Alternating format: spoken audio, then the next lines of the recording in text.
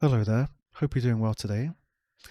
Today's video will be about my feelings 1 month after my autism diagnosis and how things are going in terms of my feelings. This will be in sections, as usual, try and have some structure to it. So I'm going to have the good, the bad, and the uncertain, and I guess my final thoughts. So look forward to that, I suppose. The good. So the first thing that I would say that falls under the good is relief. It's so nice to have just a word, a single word that I can use for all of these incredibly difficult and different events that I've had in my life. All of these difficult situations that I've had to try and navigate. I can put it all under this one word of autism. And it's really, really nice, actually. I can't tell you the relief I had. It brings a lot of clarity to my life, and I can see things through a different lens. All of these social issues that I had, these sensory issues, my very intense interests that other people sort of demonized and other people ostracized, and they were not happy with me for being so intensely into things. I can explain all of that to myself with just this lovely word, autism. And it's great. Self-compassion. So this is also a big one, because what would happen is I would have a negative experience, related to autism. I didn't know it was autism at the time. Say I had a meltdown because of sensory issues. So I already have this very intense negative experience of a meltdown. And then I would sort of double up the bad experience by being hard on myself and being harsh on myself. Just internal monologue like, you're a weak person for having this experience, for having this meltdown. Other people don't have this meltdown. What's wrong with you? You must be weak. You must be defective in some way. I would have a lot of internal monologue like that. Like I said, it would just double up the bad experience. It was already a bad experience, and then I made it twice as bad. So I can be a lot more compassionate with myself, actually. I have a tool that I can use. I can have a bad moment and I can sit with myself, and I know now, I have the knowledge. This is just because your brain's different. It's something that you have, and it's something you can't change, and that's completely okay. You are okay to feel this way. It's not your fault. You can't change it. You do not need to add extra stress to your life. It's completely okay. It will pass. It always does. So don't worry. Community. It was, I don't really know the exact word. To say amazing, it feels a bit, I don't know, it's more than that. It was something profound to me when I found the autistic community, especially autistic content creators and YouTubers, for example. They helped to bring clarity to so many sort of blurry negative issues that I had. Suddenly they're in focus. So many things were explained to me, even things that I didn't realize could be attributed to autism and things that I was going through. For example, I think it's called waiting mode. This one was like the biggest I was going to say the biggest mind blown, but I think you know what I mean. It blew my mind hearing about this. If I have say it's Friday, I have an appointment at 3 p.m. I cannot do anything until that appointment happens. I can't do a single thing. I can't even do my normal routines, my morning routines or work. I've noticed that when neurotypical people have an appointment at 3 p.m, they just do their morning and their afternoon in the normal way. They just do things that they would normally do. They do work, they do their chores, they go pick their kids up, they do this, they look after them. They just live life until 3 p.m, and then they go to their appointment and it's fine. But just this waiting mode that I'm forced to be in, it's just all encompassing. It's all I can think about. It's the only thing on my mind. and it's like nothing else. It's like my vision goes to just a tiny circle like this. My whole vision just closes in. Anything outside of this appointment, I can't even register. So it kind of messes up my whole day. And if I have an appointment weeks ahead of time, it can just like mess up a whole month. Like it can mess up all of my weeks. So that especially was a big like wow moment. I deal with that all the time and I didn't realize it was autism. So the community has been amazing. I, as a typical autistic person, I researched the hell out of autism beforehand. So I've been watching them for about a year now actively. And there are so many good content creators and so many personal stories that I can just really relate to, and I don't feel so lonely anymore, to be honest. The bad. I felt a lot of feelings after being told I was autistic. But one of the first things I felt was it's somewhere between grief and anger. I'm not quite sure of the correct word. But I've lived an entire life. It's been a lifetime of struggle and pain and difficulties and confusion and isolation. And if anyone had realized when I was younger, my whole life would have been drastically different. I'm so sure of that. Perhaps I would still even have a career. I would have some sort of financial stability. And, you know, financial stability leads to everything. Then you have freedom of movement. You have freedom of experiences. You can do things. You can try things. I would have just had a lot more stability in my life. Strangely, I did have some support in secondary school, but I don't think it was intentional. I had a helper in secondary school, and they would move me to my own table, and it was in the corner of the classroom, which is a bit isolating, but I mean, it's fine. But it would be darker and quieter, and just having someone there, I suppose it's almost like body doubling, which I didn't realize was a thing either. But someone is there who can bring your focus back and say, okay, we're going to do this now. How are you feeling? Is that okay? We can do this. Like, just having an accountability partner was very helpful as well. So I did get some help, even though I don't think it was intentional. But overall, it would have saved me a literal lifetime of difficulty if someone had just noticed. Overwhelm. So I was just flooded with information. It was already overwhelming going through the assessment process and being diagnosed. So I already had all of these feelings. And then they throw all this information at you, which I understand.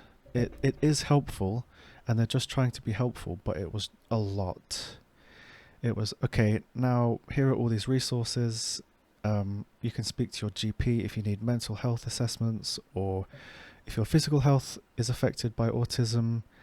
And you also need to think about accommodations for the future. If, like, when you are next employed, you can ask for accommodations.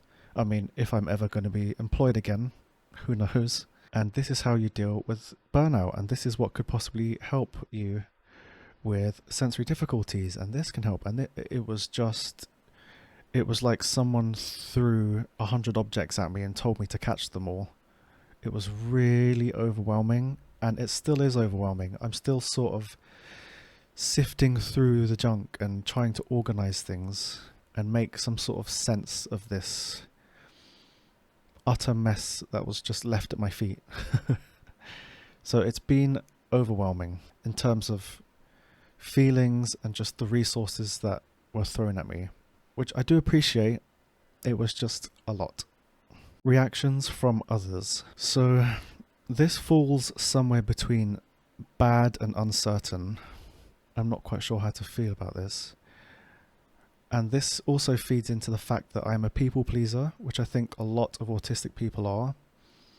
I've spent my whole life trying to please others and making the other person happy and trying to say what they want to hear. It's been a lifetime of pleasing the other person, and now it needs to be a lifetime of trying to make myself happy, which is going to be very difficult, but it's a journey all of us autistic people have to go on, I suppose. I'm getting a bit sidetracked. It's just the reaction from others. I've told my partner, obviously. I've told some family members. I just don't know how they're going to react. I don't know how awkward it will be. I don't know if they will just be dismissive or invalidating, or will it be an aggressive reaction? I just don't know. And it's very worrying, actually, to me. I'm just not sure how people will react. But this also feeds into the fact that I'm a people pleaser still. What I need to learn and what I need to really try to reinforce in myself is I can tell whoever I'm comfortable telling, however they react is their reaction. And I can't do anything about that. And that's it. So that's something that I need to, it's a realization, and it's something that I need to practice. The uncertain. Well, straight away, the first thing I want to bring up is identity. Like I mentioned, I've always been a people pleaser.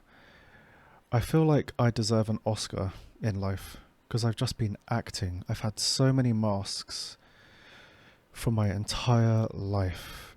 It's been exhausting. And all of it is to try and make the other person happy. And it's left me feeling like I'm a blur, I'm foggy. I just don't know who I am. I don't know who I am. I don't know who I stand for. I don't know how I truly feel or what I truly believe. Because everything up to now has been about making sure the other person is happy and the other person feels good and saying the right thing, whatever the right thing is. Now I'm just very unsure about identity. I don't really know who I am, and I don't assert my own thoughts and beliefs. It's something that I just don't do. So that's going to be, I think, a very difficult but interesting journey. I'm kind of excited in a strange way. It will be really cool to figure out who I am and to see the person that emerges at the end of that, if that journey ever ends. But I'm kind of excited because it feels like freedom of feelings and freedom of expression, which I haven't really had before. Future unknowns. So what does future support and accommodations look like? I have no idea. I don't know what any of that looks like. I've been told if I feel like I need physical or mental help that I can contact the GP, but I just don't know what that looks like. I haven't experienced that yet. If I have a bad meltdown, is that appropriate? Is that an appropriate time to contact them? Or do I just try to get through it like I normally do? Or if I'm in burnout, how bad is the burnout until I try and contact the GP for help? Even accommodations. I know that I'm allowed to legally request accommodations from future employers. Things like, for me, I feel like there would be very basic things. Let me sit in a quieter area of the office, some sort of light control. Let me control the light so it isn't so bright. Temperature control, allow me to, if the aircon's on, perhaps I can turn the heat on to balance it or something, just some sort of temperature control. Let me put headphones on if I need to. Let me have breaks. Don't interrupt me. Don't walk next to my desk and have a conversation with someone. Or if you do interrupt me, realize that it's going to take me a long time to regain my focus and get back to what I was doing. So I feel like these are very basic accommodations, but it's something that I've never had to deal with. I don't know how to approach that with an employer. Also, this is a big assumption because I don't know if I'm ever going to work again. I don't know if I'm going to have a future employer. But if I do, it's a big unknown and a big uncertainty. I don't know how to approach requesting accommodations or what that looks like. Final thoughts. So it's been quite an overwhelming experience, in all honesty, but I do feel like it has generally been positive. It's been more positive than negative. And I actually feel some level of optimism and, dare I say, excitement about the future.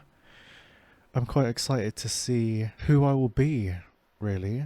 I can now approach this journey of identity and who I am. This will probably be a topic for a future video, but just the concept of unmasking is very difficult, and I haven't even really tried to attempt it yet, and it sounds quite scary, but also exciting. I'm really just quite optimistic, and it will be nice to see who I turn out to be. It really feels like I'm a child again. And once I start this unmasking process, it will be fun to see who will emerge at the end. Someone with a lot more expression and freedom and less stress is what I predict. So fingers crossed, we shall see. Also, this is something that I wanted to say.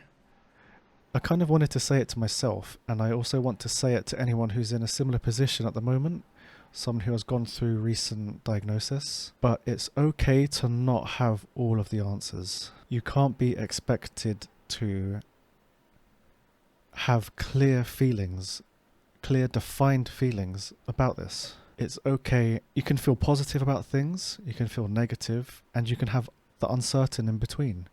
You can have the unknowns, and I would just say, don't stress about the unknowns. I know that's such an easy thing to say, but it's okay to be unsure, and it's okay to not have the answers. You've been thrown into a completely new world.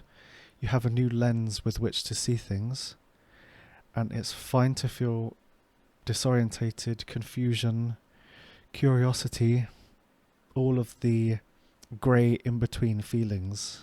It's all fine. It's all okay. It's part of the journey. Thank you very much for listening. If you've gotten to this point, please comment if you've had any similar experiences, or if any of this resonated with you, or if anything was educational. Please comment. I would love to see your thoughts, your feelings, and just to see the general consensus of people and how they feel about their autistic journey or the autistic journeys of other people. This felt like an appropriate video as it's been 1 month since my diagnosis, but there are going to be so many videos in the future. There's so much I want to speak about my autistic journey as it happens, and just some ideas that I already have. So again, thank you so much for being here. Thank you for watching, and have a lovely day. I will see you next time. Bye bye.